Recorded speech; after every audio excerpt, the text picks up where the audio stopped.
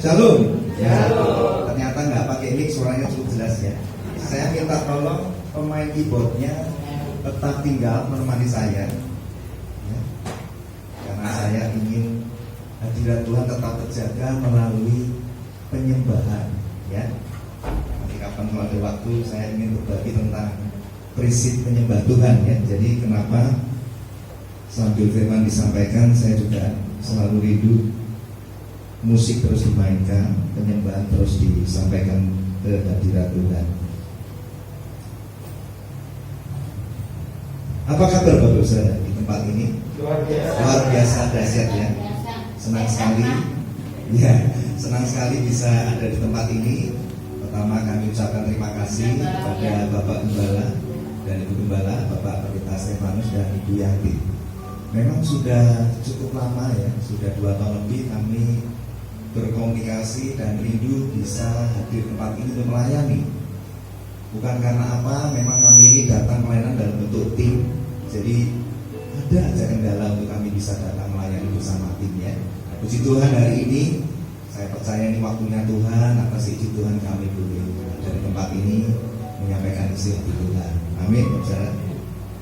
Ada yang berbeda dari 3 tahun yang lalu adalah kalau khotbah saya nggak pakai kacamata. Karena kacamata mulai dipakai karena matanya mulai buram ya, sedikit nggak terlihat. Oke, berapa banyak Bapak Saudara yang pada pagi hari ini rindu untuk mengalami perjumpaan pribadi dengan Tuhan Yesus? Berapa banyak ya? Oh puji Tuhan ya, saya lihat hampir semuanya mengangkat tangan. Ya sudah, sebetulnya ini sudah syarat yang sangat cukup untuk Bapak Saudara nanti menerima lawatan Roh Kudus. Kenapa? Karena di Matius 18 ayat 20 dikatakan, sebab di mana 2-3 orang berkumpul dalam namaku, di situ aku ada di tengah-tengah mereka. Nah ini tadi yang angkat tangan lebih dari 2-3 orang. Ya, syaratnya cuma 2-3 orang yang haus, yang sungguh-sungguh menantikan hadirat Tuhan Yesus, sungguh-sungguh menantikan lawatan Roh Kudus. Ya, gak akan berlama-lama, segera akan melawat Bapak Saudara. Amin. Tadi sudah dijelaskan sama Pak Johan bahwa kami ini dari tim TWC Ministry. Ya, memang suka kebalik-balik, ada yang bilang WTC, TWC ya, yang benar TWC. Ya, singkatan dari The Wonderful Counselor. Artinya Pak, penasehat ajaib. Ya, di Yesaya pasal 9 dikatakan Tuhan Yesus itu penasehat ajaib kita. Amin. Ya, jadi kita tuh selalu pengen ingat dimanapun kami berada, jangan pernah curi kemuliaan Tuhan. Ya, kemarin ibadah Jumat Agung di Desa Tanjung Burung. Wow, saya juga nervous banget, saya gugup karena sudah 3 tahun Bapak Saudara kita gara-gara pandemi ya terpisahkan oleh virus corona. Jadi jarak itu memisahkan kita, tapi ternyata hadirat Tuhan tidak pernah terpisahkan. Jadi pada Jumat Agung saya melihat banyak sekali jemaat yang datang. Itu dilawat Roh Kudus dengan luar biasa Bapak Saudara. Gak perlu penumpangan tangan dari hamba-hambanya. Mungkin kita ini terlalu kuat kedagingannya Bapak Saudara ya. Jadi Tuhan mungkin menegur saya secara pribadi, Cahya, aku gak perlu melalui kamu, aku mau lawat mereka sendiri yang hatinya sudah lapar. Jadi ada beberapa orang rebah di zaman Roh Kudus tanpa penumpangan tangan Bapak Saudara. Ya saya sebetulnya sedikit rada gimana gitu ya, saya berdiskusi dengan Roh Kudus, Tuhan kok tumben gak bekerja sama gitu ya. Karena saya bermitra dengan Roh Kudus pribadi yang selalu saya cintai dalam setiap pelayanan saya itu, saya selalu ngobrol, Tuhan pakai aku ya, ketika nanti aku tumpangan tangan, boleh gak minta izin Tuhan tanganmu yang berubah paku ada di atas tangan saya, supaya setiap jemaat nanti yang maju mengalami zaman kasih kuasamu, dia boleh merasakan engkau. Tapi ternyata kemarin Tuhan gak izinkan tuh. Tuhan melawat langsung. Saya lihat dari video liputannya, tim kami ini sampai sudah sigap sebetulnya, tapi mungkin karena nggak nyangka ya, Tuhan udah datang menyambar mereka. Jadi saya lihat Pak Johan itu di videonya udah mau begini, udah kalau di slow motion itu kayak film tuh ya, dia mau tangkap jemaat yang rebah dan kalah cepat kok, cepat sekali Bapak Saudara. Saya lihat, wow Tuhan, ternyata Engkau nggak mau menunda terlalu lama, yang hatinya harus akan dipenuhi oleh Roh Kudus. Amin. Dan Bapak Saudara kalau terima lawatan Roh Kudus nggak usah curiga, nggak usah takut. Pokoknya udah berserah total, pasrah aja. Indah banget perjumpaan pribadi dengan Tuhan Yesus itu, indah banget. Itu menjadi perjumpaan yang tidak akan pernah bisa dilupakan seumur hidup Anda. Jadi rugi kalau Anda tahan-tahan nanti sokul gitu misalnya, oh anak Tuhan kok jangan nangis-nangis. Udah, itu iblis membisikkan dusta, menabur roh ketidakpercayaan supaya kita apa? Enggak mengalami zaman Roh Kudus. Melihat temannya berbahasa roh, iblis mulai membisikkan dusta. Itu hanya orang kesurupan. Mau jelas sekali di firman Tuhan dikatakan apa, Bapak Saudara? Nanti kamu nantikan aku di Yerusalem ya. Karena Tuhan Yesus memberikan penampakan dirinya 40 hari berturut-turut menampakkan dirinya sejak kebangkitannya pada hari Minggu itu kan 40 hari menampakkan diri. Bapak Saudara tahu nggak? Ada 500 orang loh yang nunggu Tuhan Yesus di loteng Yerusalem. Ditunggu karena di hari ke-10 hari Pentakosta Roh Kudus dicurahkan. Dari 500 hanya tersisa berapa? Kita belajar firman ya, pendalaman ya Bapak Saudara ya. Ini Bible Camp, nggak apa-apa ya. Ibadahnya hari ini khusus. Roh Kudus akan mengajar, tidak hanya mengurapi tapi juga mengajar. Ya, jadi saya minta izin pada Bapak Gembala tempat ini agak bersabar ya. Kalau biasanya ibadah minggu itu buru-buru pulang, tiap jam terus, ini kok banyak kok lama kapan pulangnya. Hari ini saya pastikan Bapak Saudara disetrap sama Tuhan Yesus ya. Ya, sekali aja anggap aja ini retret. Karena kalau buru-buru nanti pewahyuan dari roh itu berhenti karena saya terintimidasi oleh jam dan terintimidasi oleh sikap Bapak Saudara yang makanya udah melotot. Kapan selesainya, ini udah lapar gitu ya. Bapak Saudara nggak usah khawatir, kami datang juga bawa sedikit oleh-oleh ya. Bisa jadi berkat ya, minimal kalau kita sebelum pandemi kan kurus, setelah pandemi kan lebih maju perutnya. Minimal oleh-oleh kami bisa mengisi sepertiga dari lambung Bapak Saudara gitu ya. Jadi nggak sampai kelaparan ya. Tuhan bilang kita hidup nggak cuma dari roti saja, tapi dari firman kehidupan. Tadi sampai di mana ya? Jadi lupa ceritanya. Lambung ya, lambung juga ya. Oke, kita langsung aja ya. Oh iya, 120 ya, tapi melompat kisahnya ya. Yang menantikan kehadiran Roh Kudus di loteng Yerusalem itu dari 500 orang tinggal 120, yang 380 mah ya kecewa. Katanya Tuhan mau datang, kan sudah menampakkan diri Tuhan Yesus naik ke surga, katanya mau datang, janji Bapa mau dicurahkan, kurang kerjaan aja nih Tuhan Yesus. Mana Roh Kudus nggak datang-datang? Kan Tuhan yang bilang lebih baik pergi kepada Bapa supaya Roh penghibur, Roh penolong itu dicurahkan bagi kamu, bagi orang percaya. Dan itu tinggal 120 Bapak Saudara. 380 mungkin kecewa. Mending pulanglah, kembali lagi jadi nelayan, buka tokonya lagi, ya kan? Mungkin apa lagi, gocek lagi gitu ya. Pokoknya kembali ke aktivitas masing-masing. Tapi 120 orang terus bertekun di loteng Yerusalem itu karena Tuhan yang nyuruh. Kalau Tuhan suruh dia bertekun, dinanti-nantikan dengan kehausan. Tahu Bapak Saudara yang terjadi? Tepat hari Pentakosta ke-10 sejak 40 hari kebangkitan, berarti hari ke-50, tiba-tiba ini anggap aja di loteng Yerusalem ya, terdengar tiupan angin keras. Mungkin seperti badai begitu ya, karena disebut tiupan angin keras. Mungkin genteng-genteng atap-atap mungkin bergetar bunyi, dan tiba-tiba muncul dari api. Apa itu? Bicara kuasa Roh Kudus itu pengurapan. Dan tiba-tiba mereka dipenuhi dengan Roh Kudus. Mereka berbahasa roh seperti yang Roh ingin setiap muridnya mengatakannya. Jadi kalau firman ini jangan di-skip-skip, jangan dipilih-pilih. Firman ini kehidupan, firman ini kebenaran. Sudah, kita nggak perlu berdebat tentang doktrin. Kita nggak perlu berdebat tentang bahasa roh itu perlu atau nggak perlu. Nanti Roh Kudus akan bukakan bahasa. Kalau nggak perlu, kenapa harus dicatat di Alkitab? Dan kenapa murid-muridnya disuruh menanti-nantikan dengan tekun? Ada fungsinya Bapak Saudara.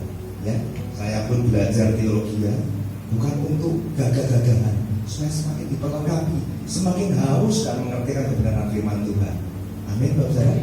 Berapa banyak di tempat ini yang sudah dipenuhi oleh Roh Kudus? Salah satu tandanya adalah sudah menerima karunia berbahasa roh. Boleh tanya?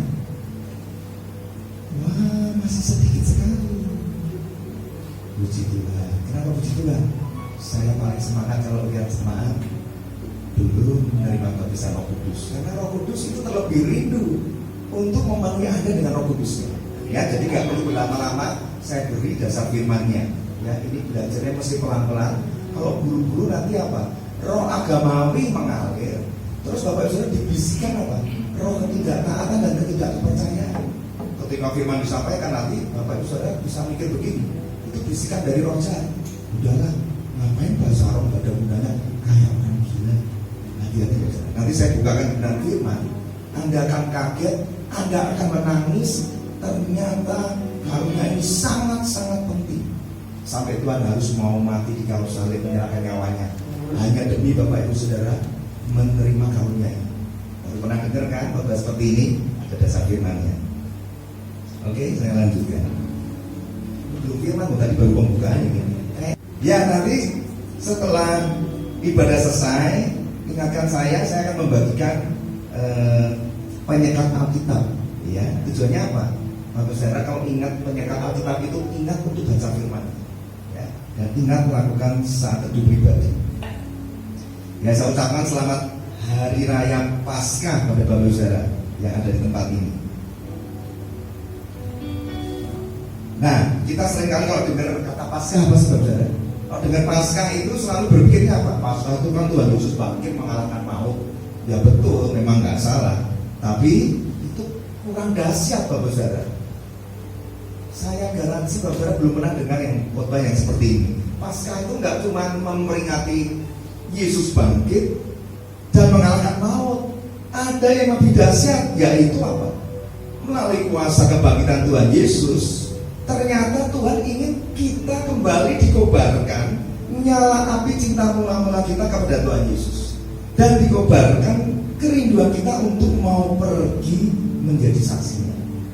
Nah, pasti Bapak Saudara, oh Bapak ini nyocok ini nih ya, cocok melogio enggak? Nanti kita akan bedah satu persatu.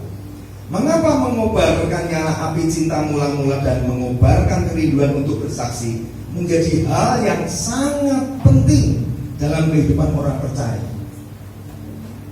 Saya akan kaget kalau saya berikan alasannya. Yang pertama, kenapa sih kobarkan cinta mula-mula dan kobarkan kerinduan untuk bersaksi? Memberitakan Injil itu hal yang esensi, yang penting, bukan menjadi tugas pendeta ataupun gembala ataupun hamba Tuhan.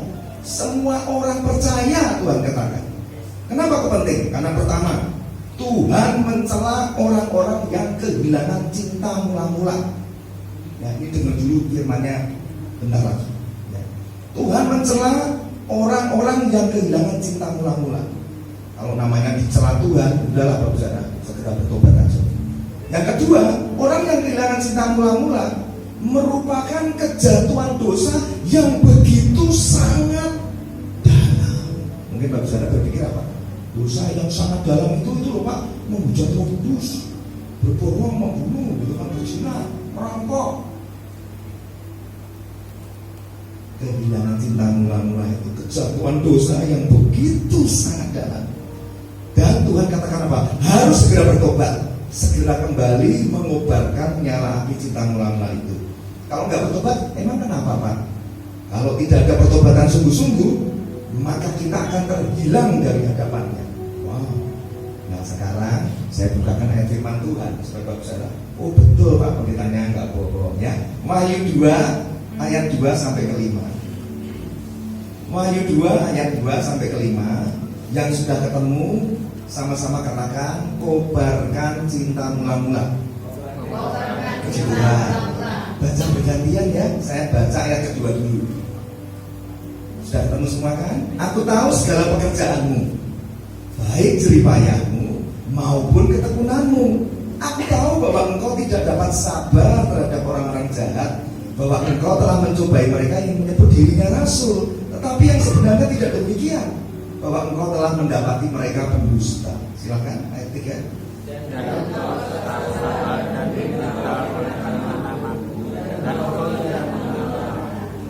Namun demikian, aku mencela engkau karena engkau telah meninggalkan kasihmu yang semula.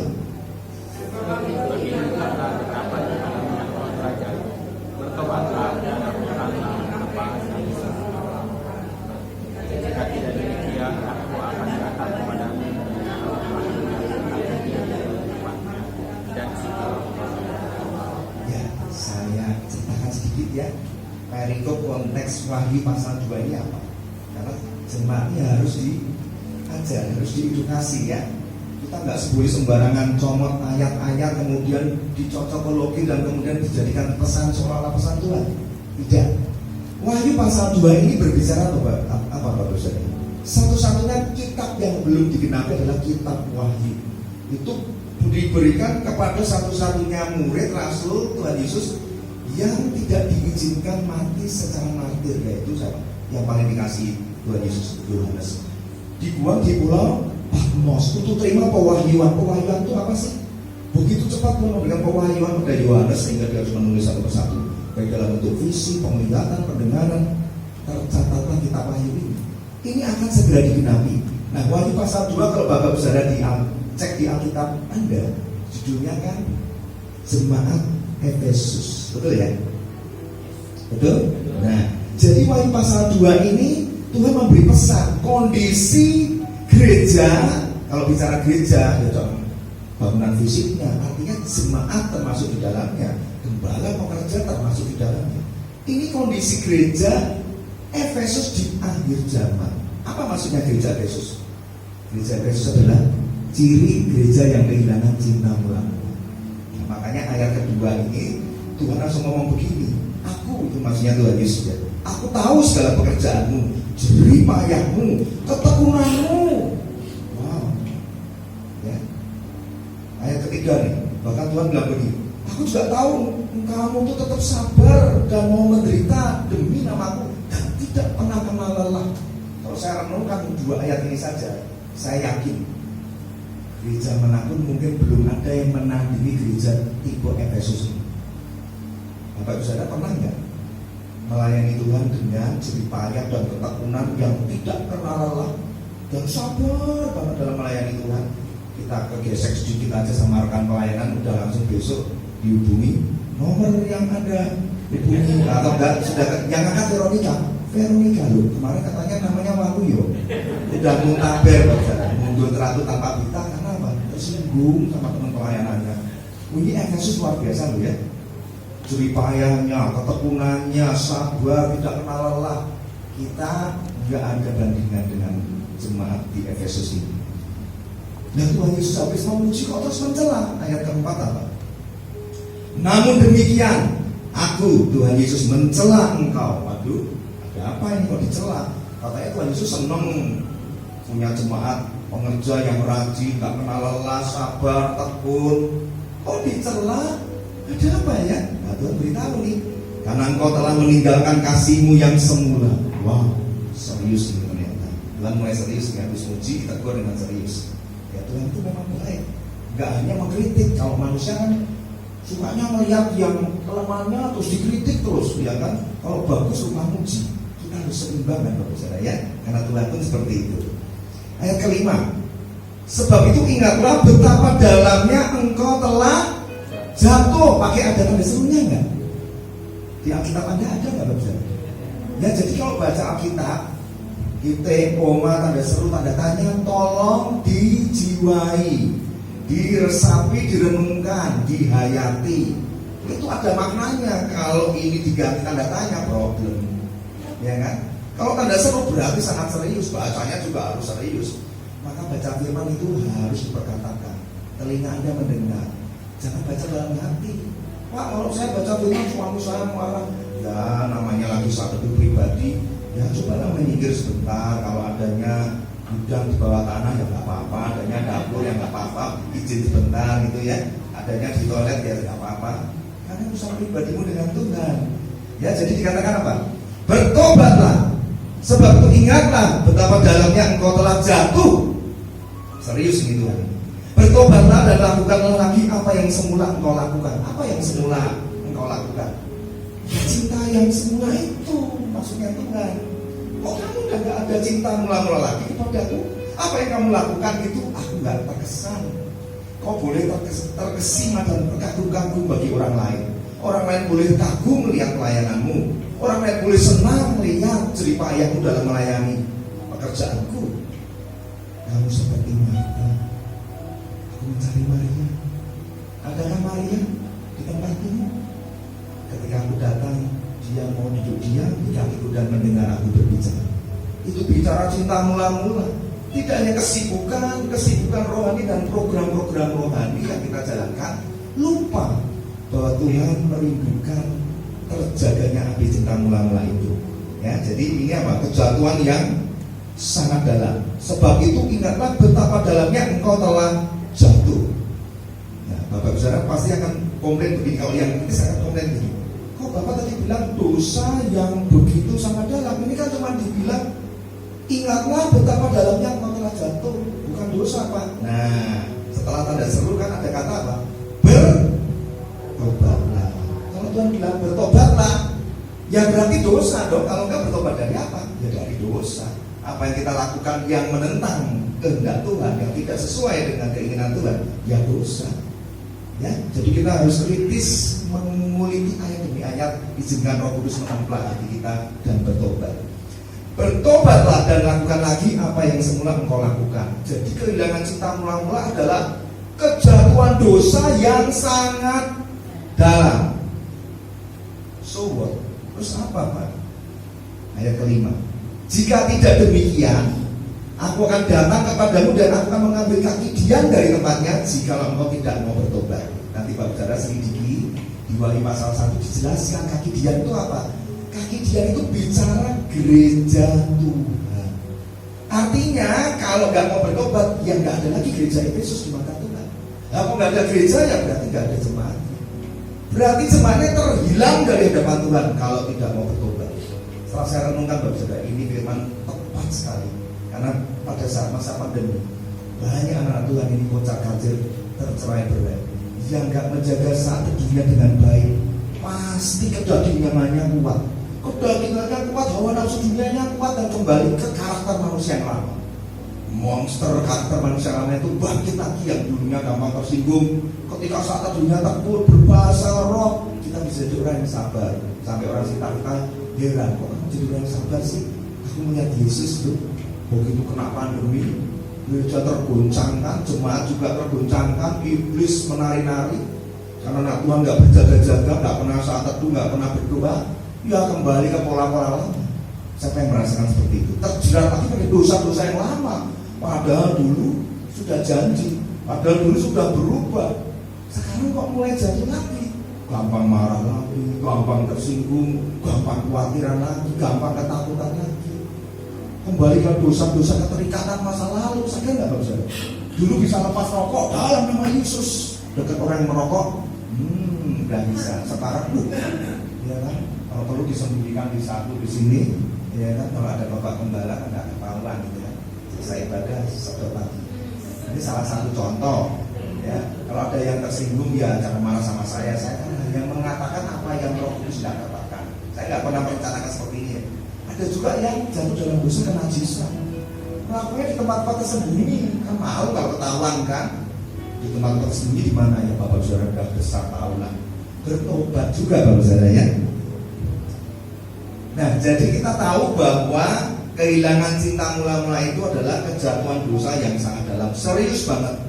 Tuhan bilang segera bertobat dan melakukan kembali, kobarkan cinta mulamu kembali. Kalau enggak, tidak akan ada Anda dan saya di hadapan. Apa artinya Bapak Saudara? Teruskan aja. Kalau enggak mau bertobat, diterusin aja. Itu bisa dihitung kok. Tik, tik, tik, tik, tik. Waktu terus berjalan, jam kehidupan terus berjalan ini. Tiba-tiba, kok makin jauh dari Tuhan ya, rasanya kering. Diajak penyembahan yang lain sudah guling-guling, nangis-nangis, sudah dilawat Roh Kudus, aku nggak bisa rasakan. Hatiku mengeras seperti batu, udah teriak minta tolong nggak bisa. Kenapa? Kan hatinya dikuasai oleh iblis begitu kuat. Anda tahu kenapa Yudas Iskariot itu bisa akhirnya terjebak oleh tipu muslihat iblis dan menjual Yesus? Sempat menyesal, tidak bisa bertobat. Tahu kenapa? Karena dia terus mengeraskan hatinya. Berkali-kali Tuhan datang tegur dia nggak mau berubah. Contoh, ketika Tuhan Yesus menegur, ada Maria Magdalena mengurapi kaki Yesus, memecahkan minyak narwastu harganya mahal itu, Yudas kan komplain. Buat apa pemborosan ini? Kok dijual lumayan? Gitu kan, duitnya gitu kan. Tuhan negur, sudah kamu nggak usah seperti itulah. Kemudian di perjamuan malam terakhir sebelum Yesus diserahkan ke tangan orang berdosa, Tuhan Yesus sudah ngingetin juga kan. Itu perjamuan Tuhan Yesus bersama 12 muridnya. Tuhan dah ngomong apa? Satu di antara kamu akan menyerahkan aku.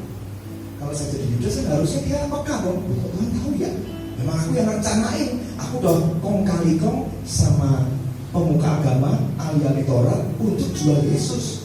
Nanti dengan ciuman mautku ini tak beri tanda, tangkap di Taman Getsemani itulah Yesus, angkat dia. Aku mau dapat duit. Terangkat tidak hanya disiksa, tapi mengalami siksa hebat dan disalibkan, sehingga Yudas menyesal. Dikatakan Yudas menyesal dan membuang uang hasil menjual Yesus, dibuang ke bait Allah. Jadi dia yang tadinya motivasinya duit, karena memang dia itu bendahara yang tidak jujur, suka mencuri uang di bendahara sebagai bendahara. Pada akhirnya dia sempat menyesal, tapi sudah nggak bisa bertobat. Iblis sudah bilang apa? Kamu hanya bisa menyesal, tapi mau berbalik kepada Tuhan nggak bisa. Hatinya sudah keras, maka iblis membisikkan dusta yang terakhir apa? Segera gantung diri. Artinya, bagaimana dengan Petrus? Itu lebih parah lagi, menghujat Yesus 3 kali. Aku nggak kenal dia, siapa dia? Itu kalau boleh disensor itu perkataannya kasar. Siapa Yesus? Aku nggak kenal dia. Dia itu mungkin ngomongnya kasar sekali. Namanya menghujat. Kalau kritik itu masih sopan ya. Ini menghujat. Mungkin udah kata-kata yang begitu kasar, menghina sekali. Akhirnya dia ketakutan, takut ditangkap oleh orang-orang tentara Romawi, orang-orang Yahudi sekitar itu kan mau nangkepin murid-muridnya Tuhan Yesus. Tapi Tuhan Yesus malah berdiri.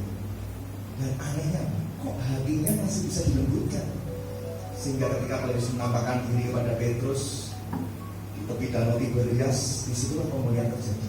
Kok Yudas enggak ya? Itu loh, hati-hati. Kalau Tuhan bilang segera bertobat, kita harus segera tahu. Oh, berarti masa anugerah Tuhan itu atas setiap hidup orang percaya berbeda-beda. Jalan kehidupannya berbeda-beda, masa anugerahnya beda-beda. Ada orang tertentu yang punya prinsip gini, gak apa-apa sekarang berbuat dosa dulu yang banyak, nanti kalau sudah mendekati usia sekian mau tobat aja dibikin akhir waktu baru bertobat dulu. Hati-hati ya. Ketika Anda punya prinsip seperti itu, mau bertobat gak bisa, mau berseru surga sudah gak dengar seruanmu, berteriak minta tolong Pak Stefanus, mau Anda pergi ke pendeta yang urapannya segajah pun, kalau Tuhan sudah jadi musuhmu, siapa yang menolong? Jika Tuhan di pihakmu, siapa lawanmu? Tapi kalau sudah Tuhan jadi musuhmu, siapa menolong? Hati-hati. Amin. Wah, ini baru pembukaan. Betul-betul kita harus pulang jam 5 sore. Haleluya.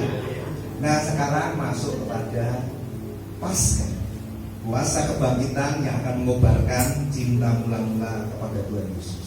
Ya. Karena kita sudah mengerti cinta mula-mula begitu penting. Sekarang ibadah Paskah ini berarti jangan hanya memberi arti bahwa Paskah itu soal Yesus bangkit dan mengalahkan maut. Enggak cukup. Itu dari dulu itu terus khotbahnya. Yesus bangkit mengalahkan maut. Yes. Pulang jatuh lagi dalam dosa. Dapat apa kalau kita merayakan Paskah seperti itu?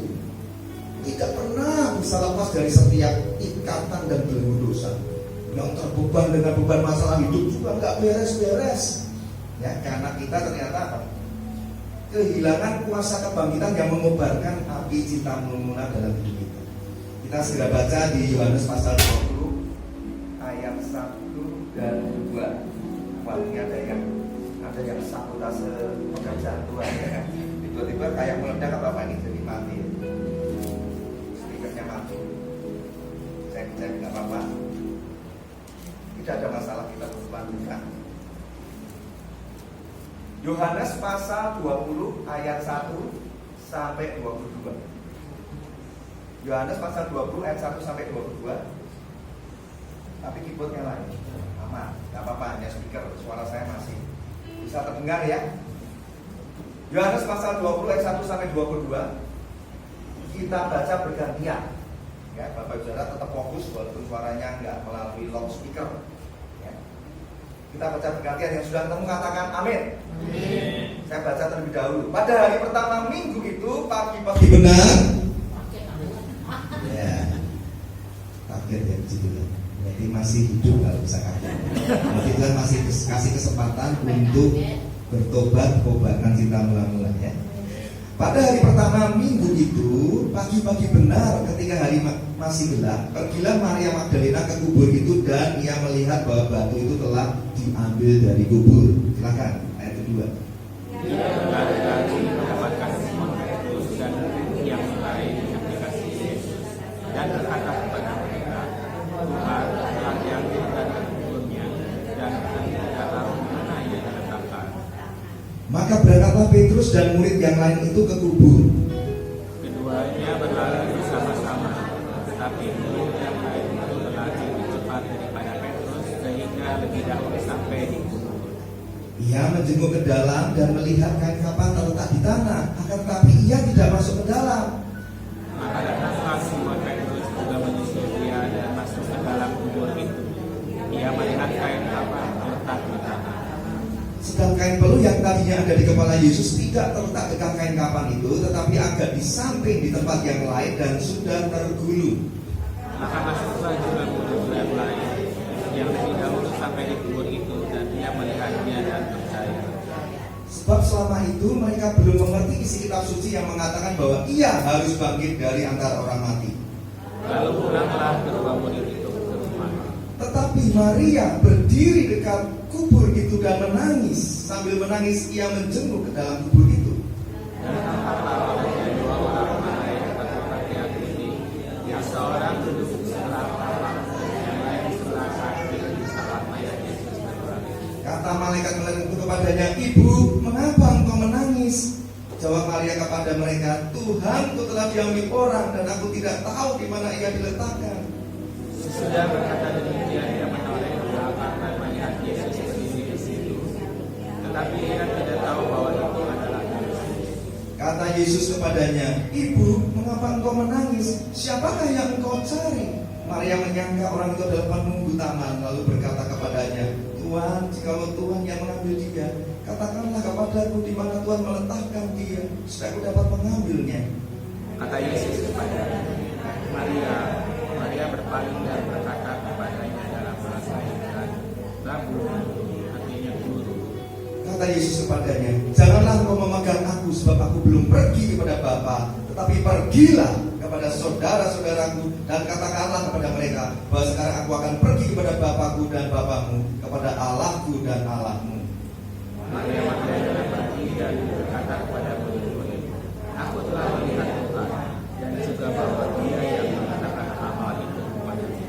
Ketika hari sudah malam, pada hari pertama minggu itu berkumpullah murid-murid Yesus di suatu tempat dengan pintu-pintu yang terkunci karena mereka takut kepada orang-orang Yahudi. Pada waktu itulah datanglah Yesus dan berdiri di tengah-tengah mereka dan berkata, damai sejahtera bagi kamu.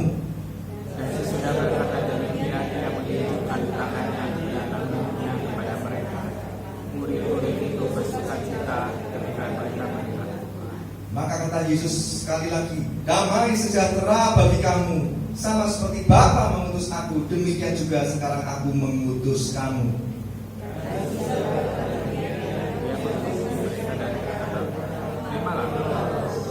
Amin.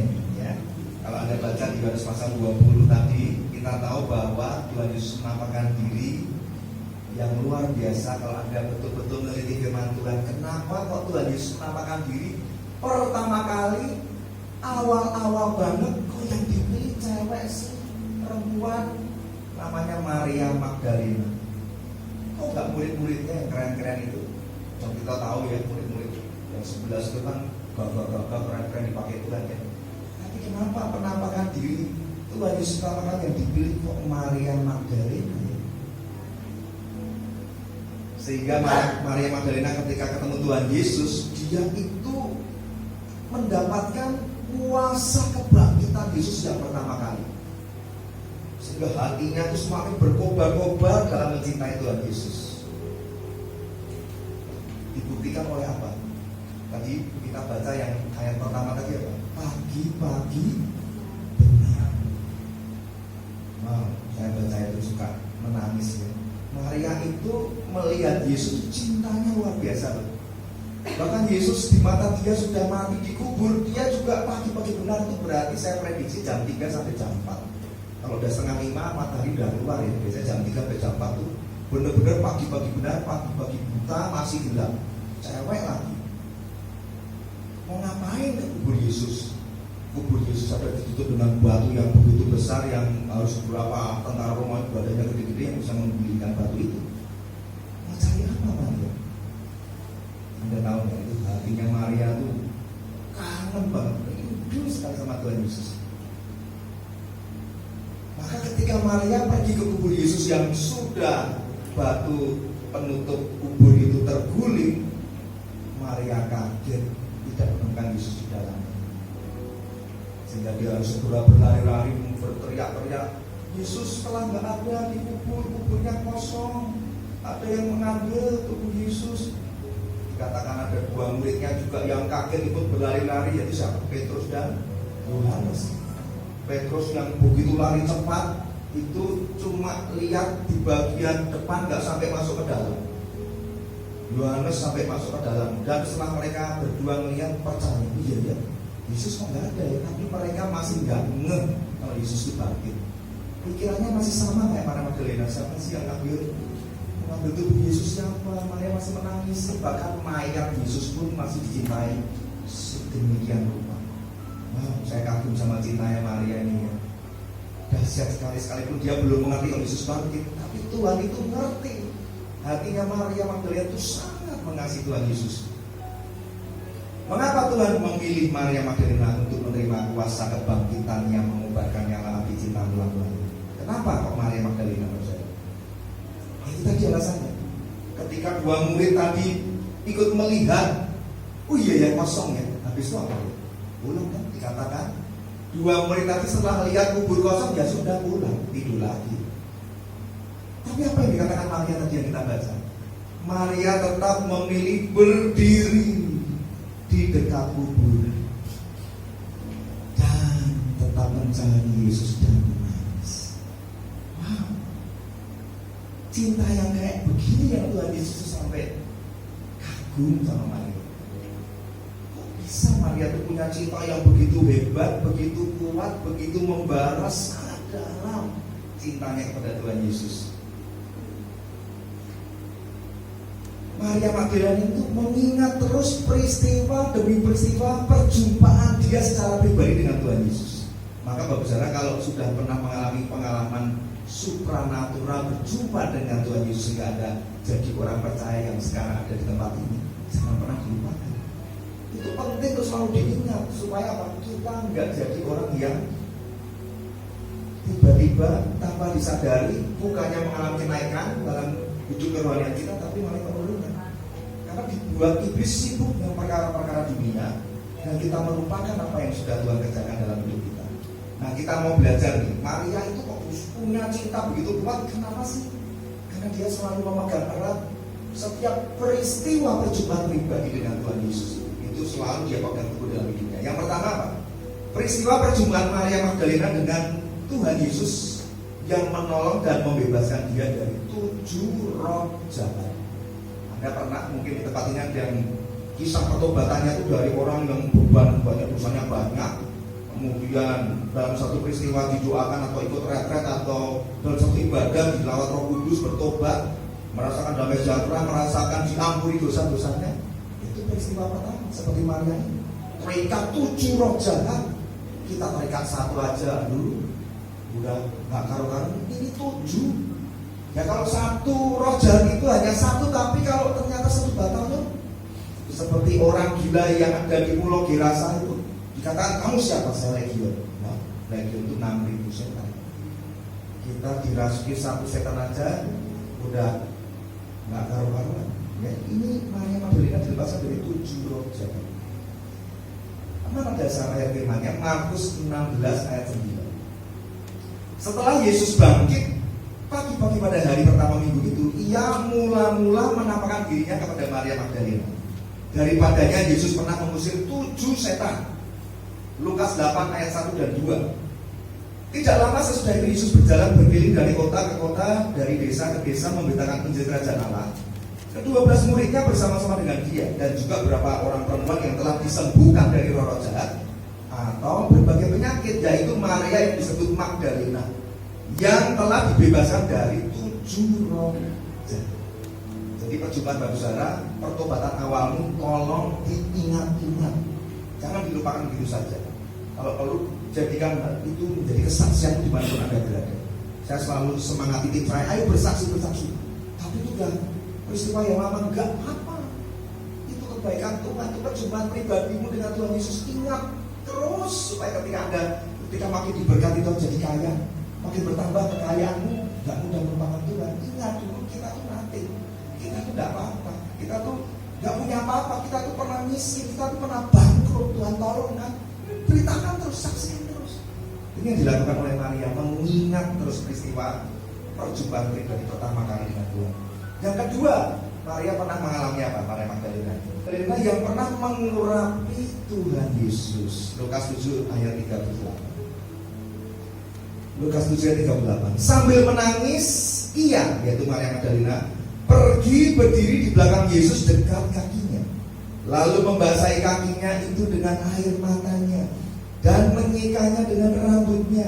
Kemudian ia mencium kakinya dan meminyakinya dengan minyak wangi itu. Sampai Tuhan bilang begini di Matius 26 ayat 12 sampai 13. Sebab dengan mencurahkan minyak itu ke tubuhku, yang membuat satu persiapan untuk penguburanku. Aku berkata kepadamu, sesungguhnya di mana saja Injil ini diberitakan di seluruh dunia, apa yang dilakukannya ini akan disebut juga untuk mengingat dia. Wow.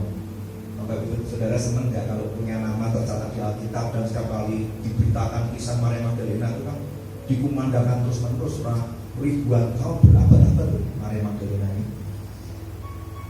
Ya karena seperti itu loh Bapak Ibu Saudara, peristiwa Maria Magdalena ini mengurapi kaki Yesus, ya, menangis, pergi berdiri di belakang Yesus. Kalau ini Tuhan Yesus, saya perhatikan, saya Maria Magdalena, saya berdiri di belakang Yesus, dekat kakinya, lalu membasahi kakinya dengan air matanya, menyikanya dengan rambutnya. Rambutnya ini nggak panjang ya, menyika kakinya dengan rambutnya, mencium kakinya. Wow, intim banget ya, intim sekali. Meminyakinya dengan minyak wangi itu. Wah, saya membayangkan, gak heran Tuhan sampai kagum dengan cinta Maria ini. Rindu dekat kediamanmu. Kurang lebih Maria itu harus meminyakikan kaki Yesus. Mungkin seperti perwakilan kalau kita nyanyi lagu ini ya. Harus ku datang padamu, Yesus suka citaku. Kau pulihkan hidupku, dan kini ku milikmu. Dari hatiku ku mau nyanyi. Gak pernah dengar ya? I love you, I love you, I love you, I love you, I love you, I love you. Sangat intim sekali Maria ini. Cinta Tuhan Yesus sampai seperti itu. Terus apa lagi peristiwa Maria ini dekat dengan Tuhan Yesus? Ketika Yesus disalib, Maria tetap tinggal. Yohanes 19 ayat 25. Dan dekat salib Yesus berdiri ibunya dan saudara ibunya, Maria, istri Klopas, dan Maria Magdalena. Wow. Yesus disalib, murid-muridnya dan bocah kecil semua ketakutan, takut ditangkap juga, takut juga mengalami penderitaan yang sama. Yang tinggal perempuan semua. Sebenarnya kita yang laki-laki itu boleh sedikit iri, mentalnya, keberaniannya kalah sama yang cewek-cewek. Maria Magdalena tetap setia memandang salib Yesus. Dia pasti menangis jadi-jadinya melihat Yesus, sosok yang telah membebaskan dia dari 7 roh jahat. Sosok yang dia pernah cium kakinya, dia urapi, dia nangisi dengan air matanya. Harus tergantung tak berdaya di kayu salib. Tidak ikuti proses detailnya. Tuhan berseru sampai Tuhan berkata sudah selesai. Dia ikuti proses itu. Gimana enggak cintanya itu membara. Sedangkan kita kemarin ibadah Jumat Agung, sudahkah kita memaknai penderitaan Yesus yang begitu hebat? Kemarin saya khotbahkan di desa Tanjung Burung, banyak yang terjamah, beberapa orang menangis melepas dari nggak tahu mungkin kepahitan karena nggak tahan memandang kesempurnaan muka Kristus. dari tangan, kaki, lambung, mahkota tubuh. Kemarin saya bahkan detail sekali punggung. Nah, ini yang dilihat oleh Maria Magdalena. Jadi kalau kita mau mengobarkan api cinta mula-mula, jangan pernah lupakan penderitaan Yesus di kayu salib itu. Ingat terus. Saya selalu disiplinkan diri saya setiap hari kalau saat teduh. Saya tidak pernah mulut ini berhenti berkata terima kasih Tuhan Yesus untuk kasih dan pengorbananmu di kayu salib. Gak cuma berhenti di situ, saya lanjutkan. Terima kasih Tuhan Yesus untuk tanganmu yang terluka, untuk kakimu. Jadi saya kalau saat teduh itu lama, betul, minimal 1 jam. Karena untuk ucapan syukur dan terima kasih aja itu saya detail dan pengen menghayati. Karena Tuhan itu juga tergantung begitu lama di kayu salib. Masuk kita saat teduh 1 jam aja hitung-hitungan. Lagi saat teduh udah bingung, Tuhan itu kemarin mobil udah dikirim belum ya? Ya. Yang keempat, peristiwa apa nih yang membuat Maria Magdalena bisa punya cinta yang hebat? Karena pada saat pemakaman pun Maria Magdalena hadir, bahkan bertemu dengan Tuhan Yesus ketika Tuhan Yesus menampakkan diri. Itu Maria yang pertama. Ya. Jadi semua peristiwa perjumpaan dengan Tuhan Yesus itu yang membuat Maria Magdalena memiliki rasa cinta yang begitu kuat, begitu membara, berkobar-kobar pada Tuhan Yesus. Dan inilah yang membuat Tuhan memilih Maria Magdalena untuk jadi orang pertama yang menerima kuasa kebangkitannya. Dan sekali lagi dikobarkan, udah memang berkobar, dikobarkan lagi cinta mula-mulanya. Terus dampaknya apa? Maria langsung terima pemutusan. Maka dia, Tuhan katakan apa? Pergilah, beritahu pada saudara-saudara bahwa aku telah bangkit, mau telah kutalkan. Segera kau pergi pada Bapakku dan Bapakmu, pada Allahku dan Allah. Itu kalau kita renungkan kembali, Tuhan pengen beritahu begini, janji Bapa akan segera digenapi, sebab lebih baik kepada Bapa, supaya Roh Kudus dicurahkan. Tapi kamu, orang pertama yang beriman dan mengenal aku, pergi beritahu murid-muridku yang lain. Wah, itu sebuah privilege, keren banget. Sekarang kita terima amanat agung dari Matius 28 aja, hitung-hitung, itu tugasnya gembala, tugasnya pastor, semua biar kita aja. Manasin kursi aja cukup. Maria Magdalena bukan siapa-siapa, perempuan biasa. Mungkin dia juga dulu masa lalunya kelam, mohon maaf, mungkin dia pelacur. Tapi dirasuk itu roh jahat itu kan udah gak karu-karuan hidup masa lalunya bangsa. Roh najisan, roh perjinahan, apalagi bukan banyak sekali itu roh jahat.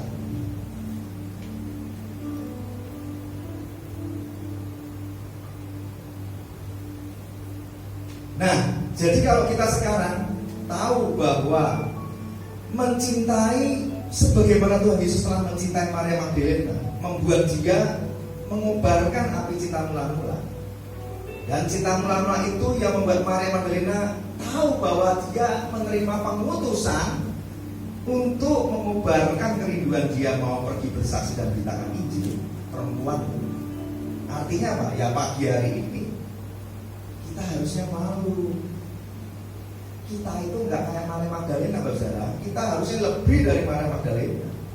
Kita harus pagi hari ini mengalami perjumpaan sekali lagi secara pribadi, lepas pribadi dengan Tuhan Yesus.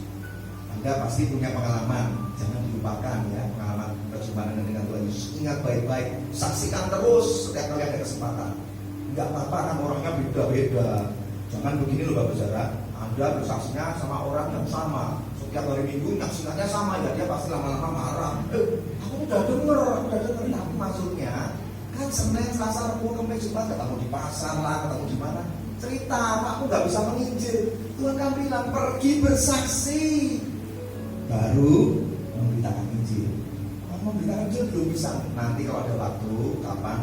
Atau saya percaya Pak Stefanus, Bu Yanti bisa memberi tips penginjilan yang efektif.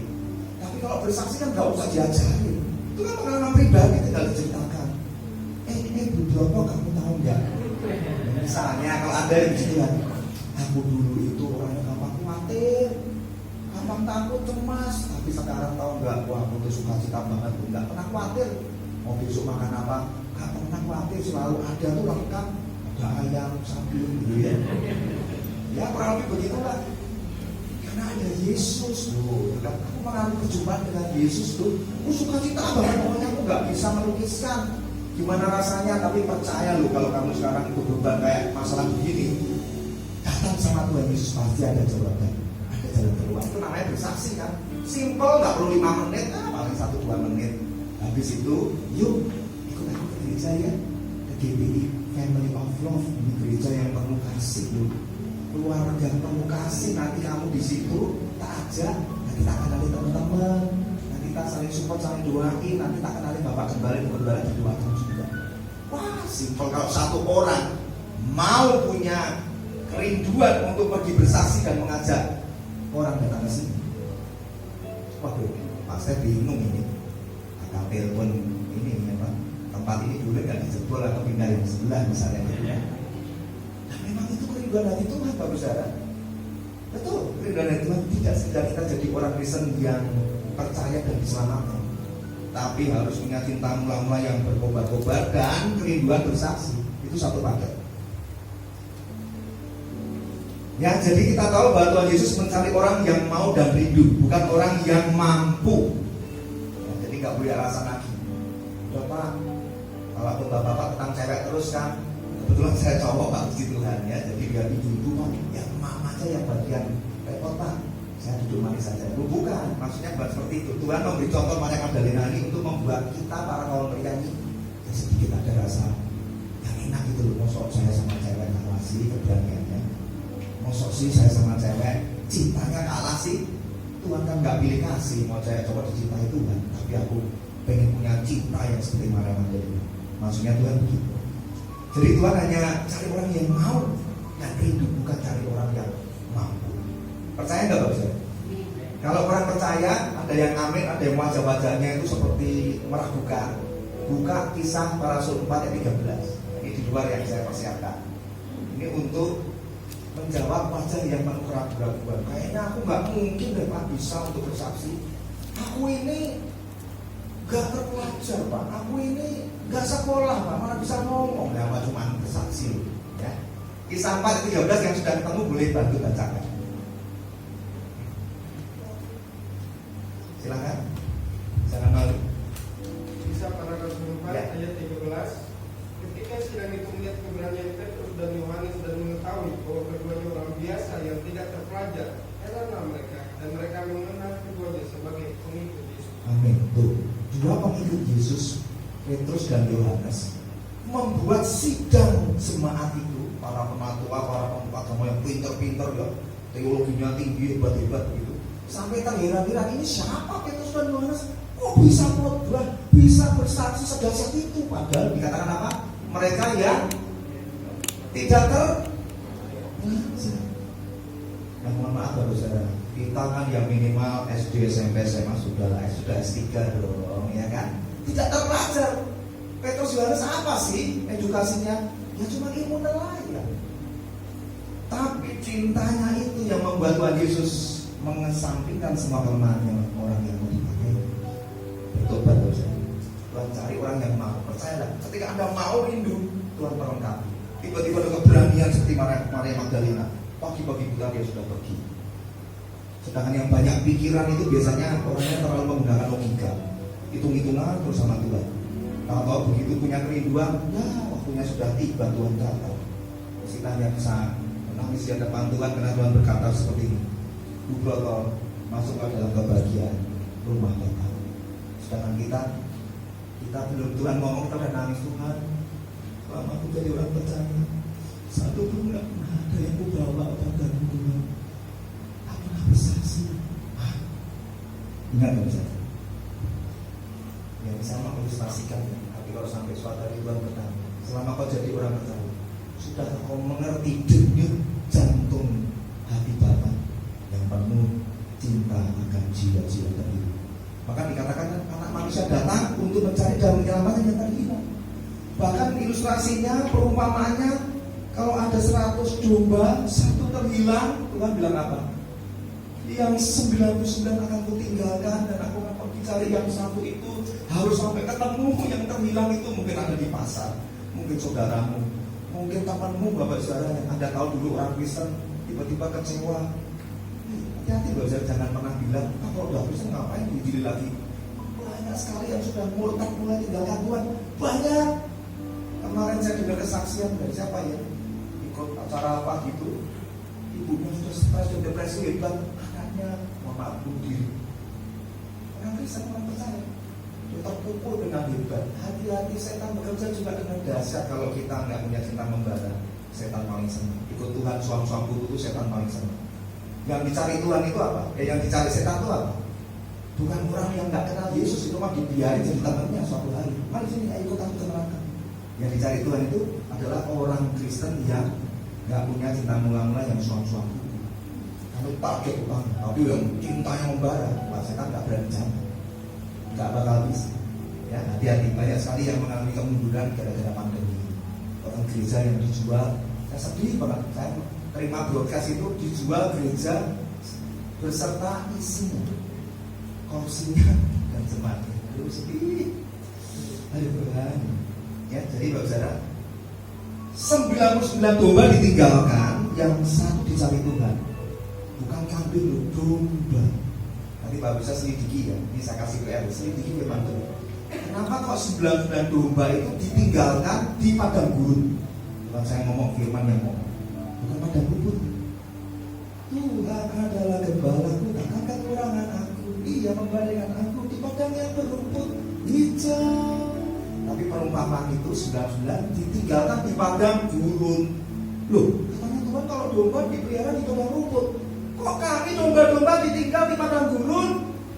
Tuhan malah cari satu yang sudah murtad tinggalin Tuhan, kecewa dari Tuhan kayak anak bungsu itu loh Tuhan. Ngapain dicari? Tuhan mau menegur yang 99 itu.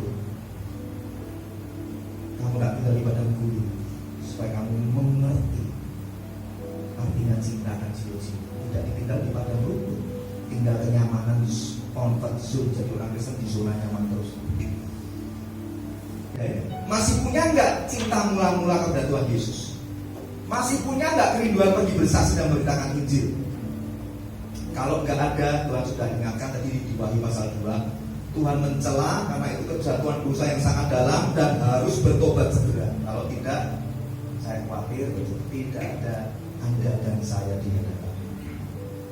Nah, sekarang saya beri 5 tanda gejala hati orang percaya yang sudah kehilangan cinta mula-mula, supaya Anda gampang cek kondisi hatimu saat ini. Amin. Kalau enggak kan Bapak Ibu saya mesti bertanya-tanya, saya sudah kehilangan cinta mula belum ya? Ini saya kasih tahu gejala-gejalanya.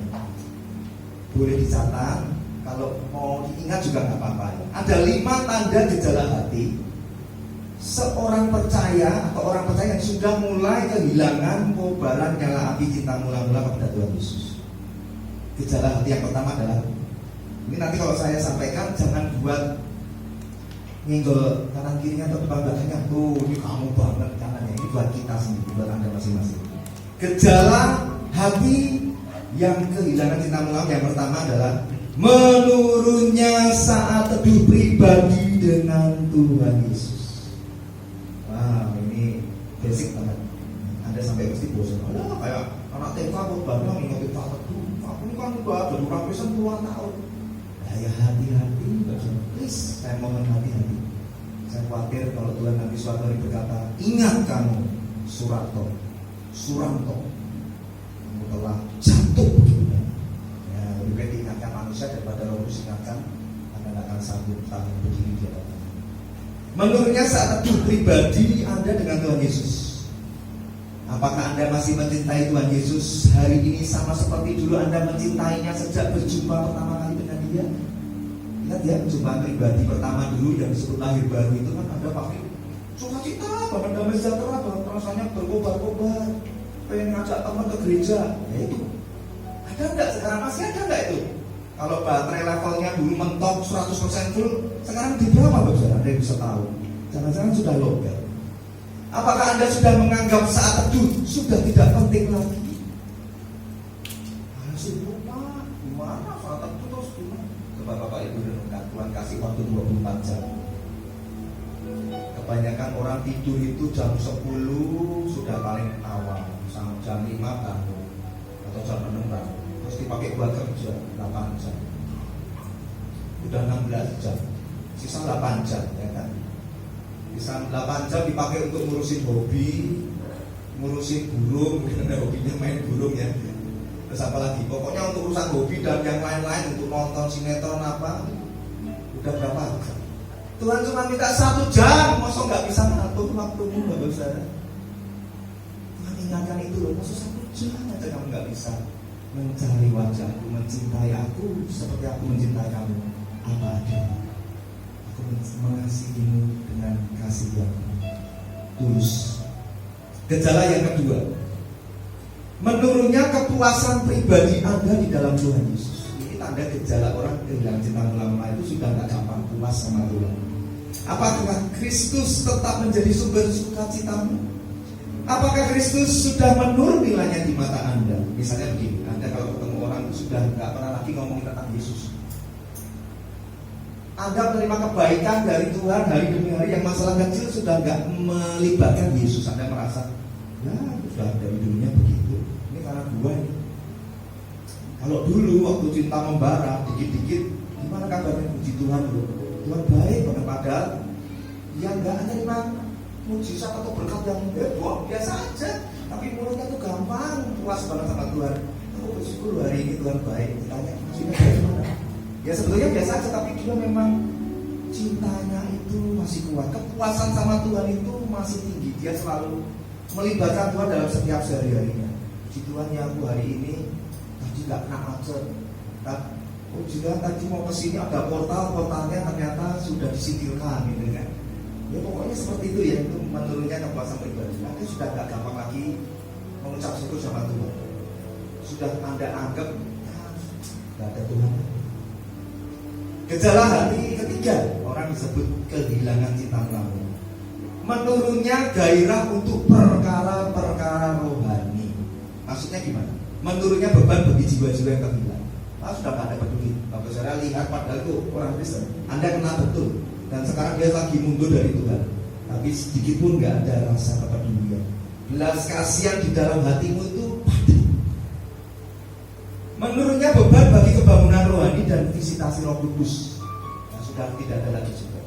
Dan lebih parah lagi, perbuatan-perbuatan baik serta program-program rohani yang bagus diizinkan sebagai pengganti kegerakan Roh Kudus yang sejati. Ini sering menyusup tubuh gereja. Bikin programnya banyak banget, tapi cinta kepada Tuhannya berkurang. Pekerjaan Roh Kudusnya, kegerakan Roh Kudus yang sejati disingkirkan diganti program demi program karena takut ditinggal jemaatnya. Jemaatnya komplain, Pak kalau khotbahnya tentang nemplak dosa terus, saya terus terang nggak datang Pak. Kenapa? Khotbahnya keras.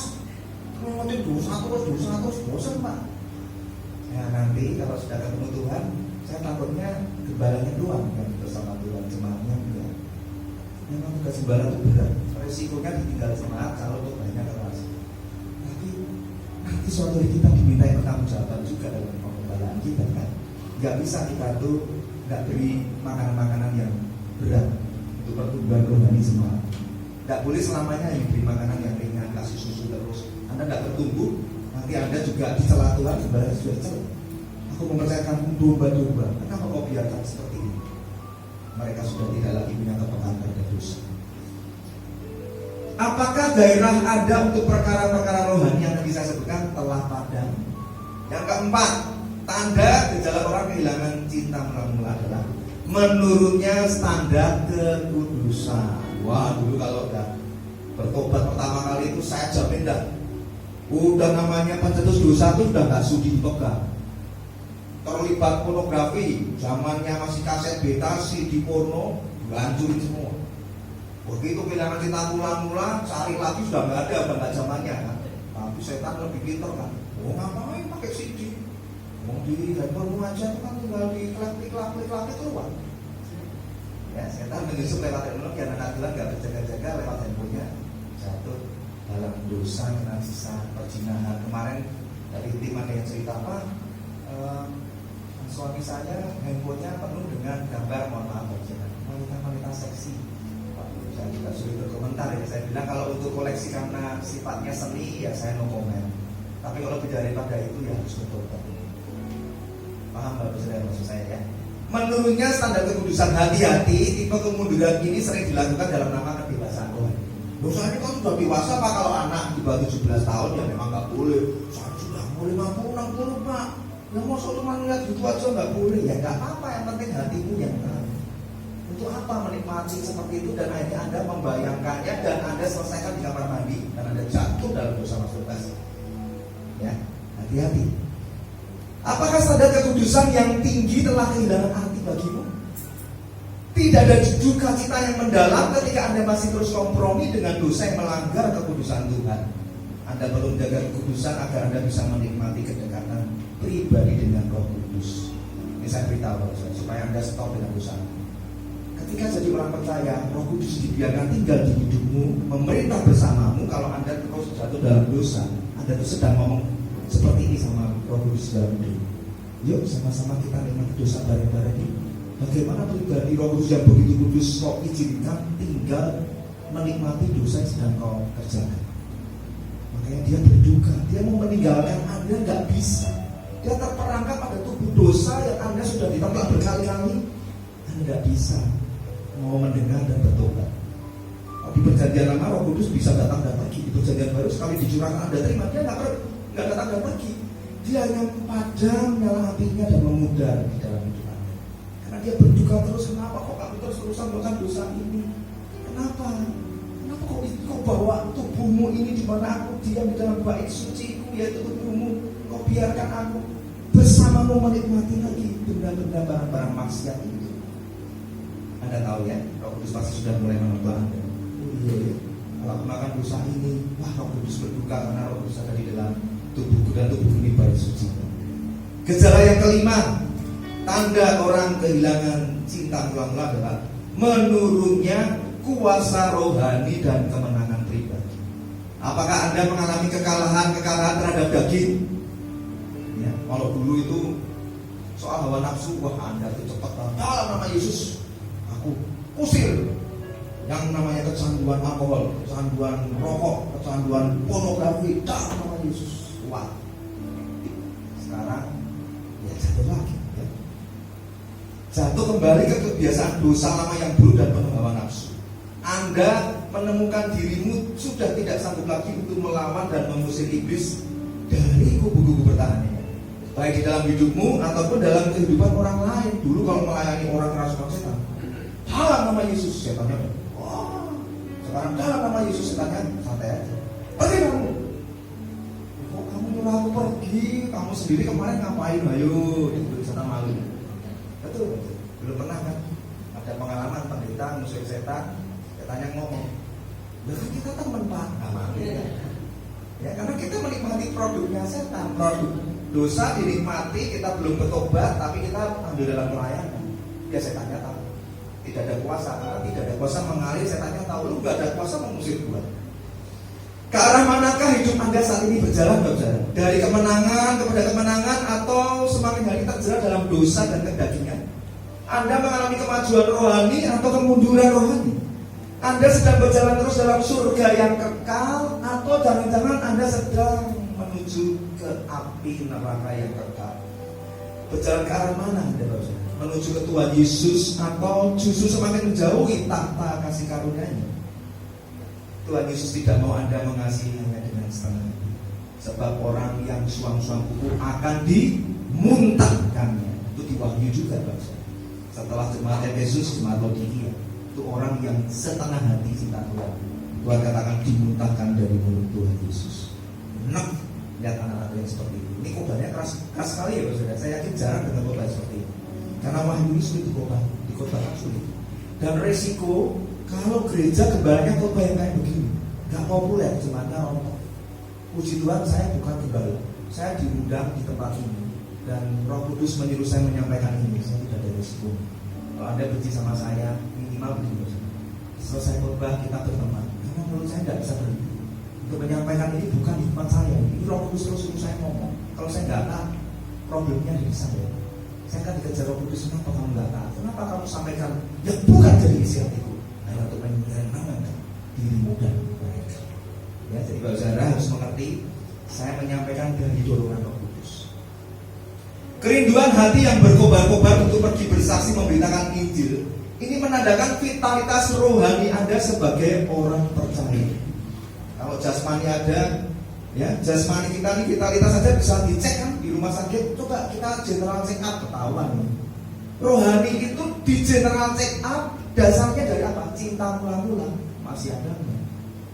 Dicek di laboratoriumnya surga yang namanya Sigit general check up. Waduh, cinta mula-mula tinggi kolesterolnya, berarti problem.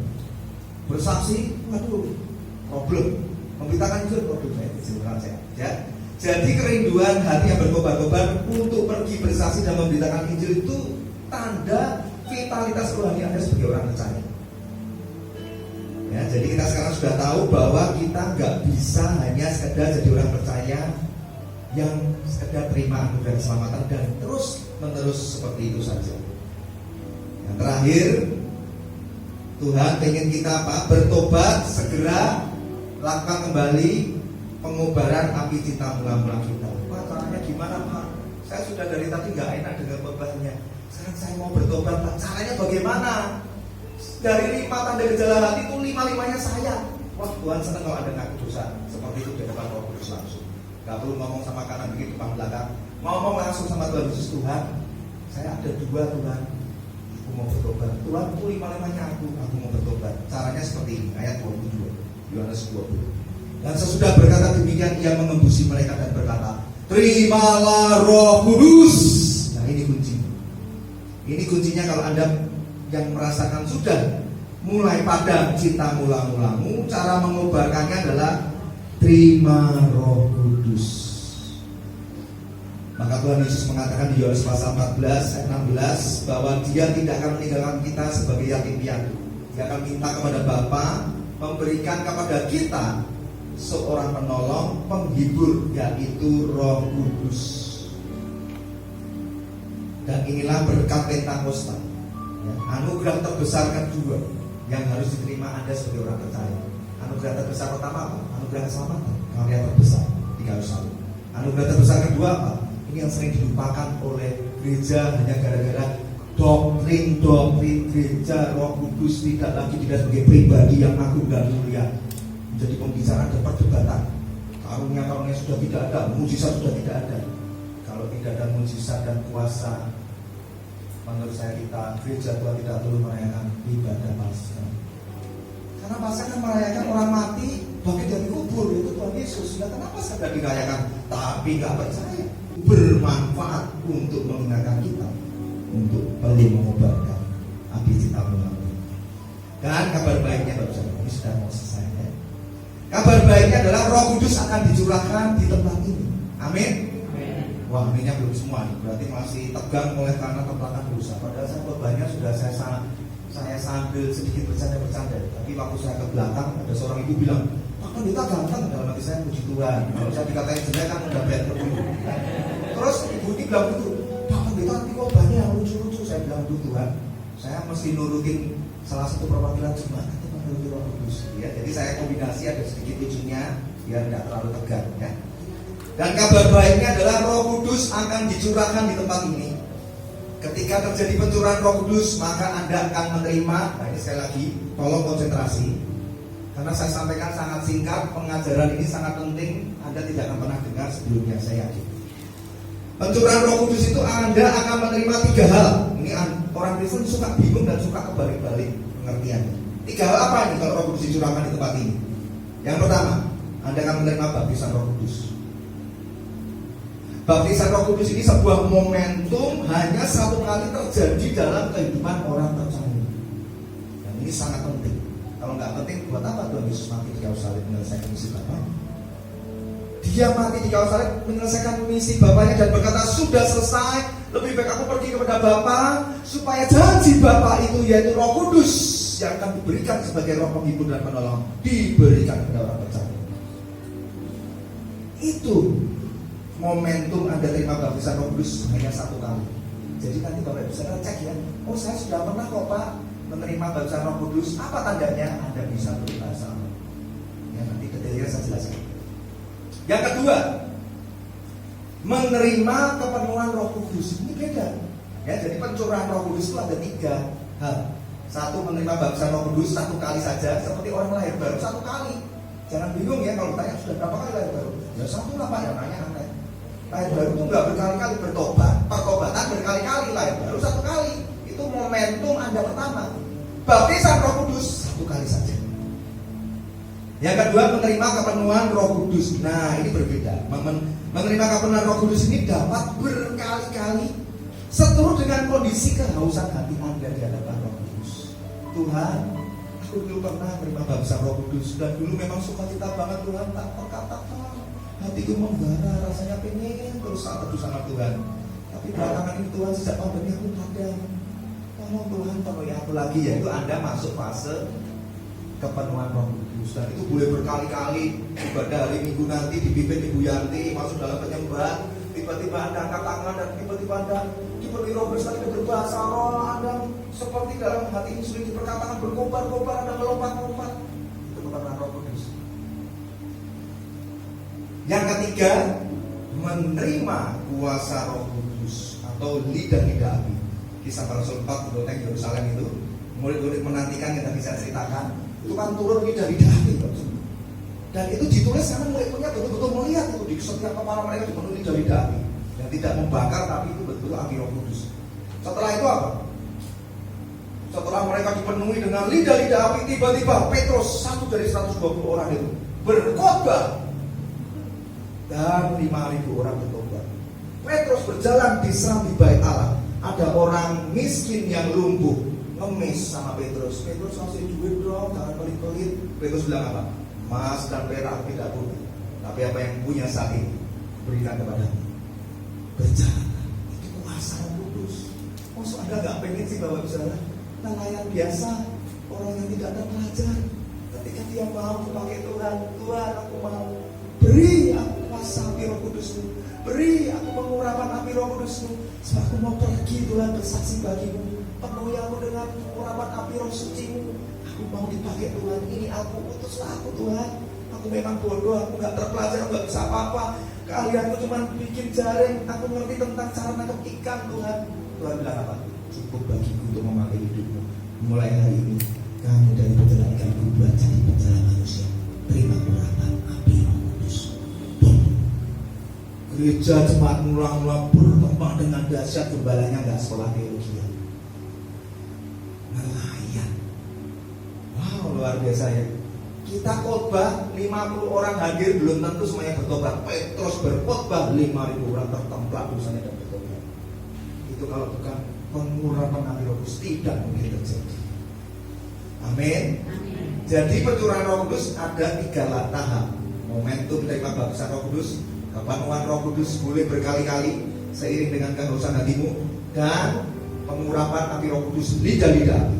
Nomor 1 dan 2 ini nanti kalau Anda terima, itu yang memicu, mematik kembali nyala api cinta mulangmu yang mulai padam. Tidak ada cara lain, Bapak. Tidak ada cara lain. Anda tidak bisa sekedar bertobat dan Tuhan mulai hari ini aku akan mengobarkan cinta mulang-mulang. Itu hanya hitungan jam, besok lagi Anda sudah masuk dalam rutinitas sehari-hari hilang. Tapi kalau Anda nanti terima momentum 1 dan kedua, yaitu baptisan Roh Kudus dan kepenuhan Roh Kudus, itu menyala di dalam hati, terus menyala. Dan tinggal Anda jaga nyala jangan Anda. Gimana cara jaganya? Saat itu berdoa dan gunakan karunia bahasa roh yang diberikan oleh Roh Kudus itu. Gunakan itu berdoa. Kan saat itu pribadi, nggak apa-apa dong, kan nggak mengganggu. Berbahasa roh kalau Anda sudah terima pakai, ya.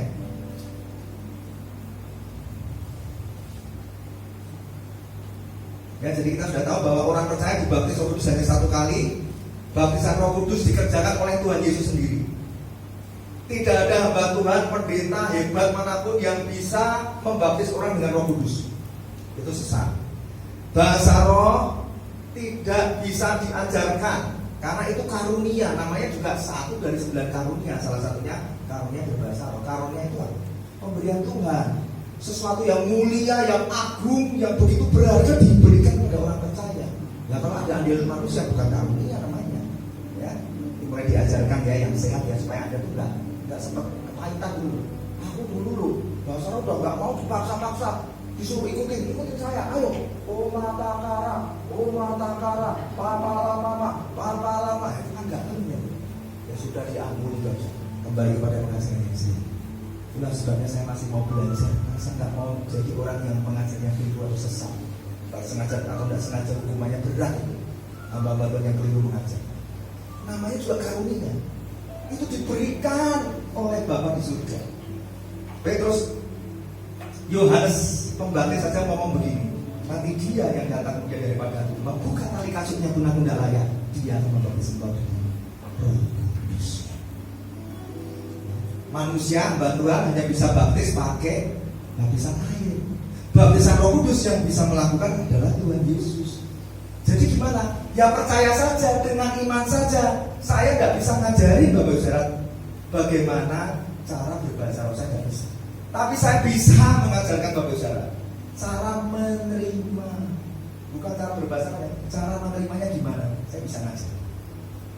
Karena itu mudah sekali. Yang penting Anda bertobat, berseru pada Tuhan, Tuhan aku haus, aku percaya Tuhan, aku mau. Penuhi aku dengan Roh Kudus-Mu, baptis aku dengan Roh Kudus-Mu, dengan tanda aku dapat berbahasa roh, atau berbahasa lidah, atau berbahasa surga. Dan bagi Anda yang sempat dulunya nggak pernah diajar ini dan sempat dalam tanda petik melecehkan dengan cara meledek, ngapain lu? Mau makan kayak orang gila, bertobat betul. Tuhan sedih, itu kan karunia. Bahasa roh itu kita berkomunikasi secara ilahi antara roh kita dengan roh Bapa. Dan itu isinya selalu mengagung-agungkan Tuhan Allah kita. Dan di surga nanti kita berbahasanya juga dengan berbahasa surga itu, Bapak Saudara. Karena seluruh manusia ini kan bahasanya banyak banget bahasa manusia. Jadi hormati dan hargai. Mulai bertobat kalau Anda mulai salah kaprah dulunya tentang bahasa roh. Sekali lagi saya ingatkan, Tuhan Yesus rela mati di kayu salib supaya janji Bapa diberikan, janji Bapa adalah Roh Kudus dicurahkan, dan murid-muridnya terima lidah-lidah api. Murid-muridnya dipenuhi dengan bahasa roh, yaitu karunia. Sampai sini sudah mengerti Bapak Saudara? Dan nanti untuk yang kepenuhan Roh Kudus itu boleh berkali-kali, ya. Itu dasar firman-Nya dari Kisah Para Rasul 4 ayat 31, ya. Dan ketika mereka semua berdoa, goyanglah tempat mereka berkumpul dan mereka semua penuh dengan Roh Kudus, lalu memberitakan firman Allah dengan berani. Jadi mereka sudah pernah terima baptisan Roh Kudus, tapi mereka ketika kumpul dipenuhi lagi, jadi punya keberanian lagi, ya. Penuh Roh Kudus boleh berkali-kali. Sekarang coba mulai dicek, apakah Anda sudah pernah terima baptisan Roh Kudus dengan tanda Anda dapat berbahasa roh? Saya ngerti beberapa orang di sini mungkin akan sedikit gamang atau pengen komplain, Pak, memang orang dipenuhi Roh Kudus itu selalu tandanya adalah berbahasa roh. Firman salah satunya bilang seperti itu. Anda akan menerima Roh Kudus, kemudian murid-murid berbahasa roh. Tapi ada juga tanda-tanda Roh Kudus dalam kehidupan orang percaya tidak selalu berbahasa roh. Iya, saya percaya. Melalui apa? Buah-buah roh yang dapat dilihat dari iman. Ketika ada kasih, sukacita, damai sejahtera, kesabaran, kelemah lembutan, penguasaan diri, kesetiaan itu muncul dari hidupmu, itu ada Roh Kudus ada. Karena buah roh tidak bisa dihasilkan oleh diri kita sendiri. Kita ngeder-ngeder, aku mau sabar, ya nggak akan muncul buahnya. Itu hanya pekerjaan Roh Kudus. Tapi kalau Anda pikir-pikir, boro-boro Pak, buah roh juga nggak ada, baptisan roh nggak ada, nah ayo, udah pasrah aja, Tuhan aku percaya kepadamu, hatiku haus, hatiku lapar. Minta Roh Kudus memenuhi. Karena itu salah satu tanda Anda dipenuhi Roh Kudus. Amin. Nanti setelah itu saya akan tanya siapa yang punya kerinduan untuk pergi bersaksi akan terima pengurapan Roh Kudus. Saya undang semua berdiri.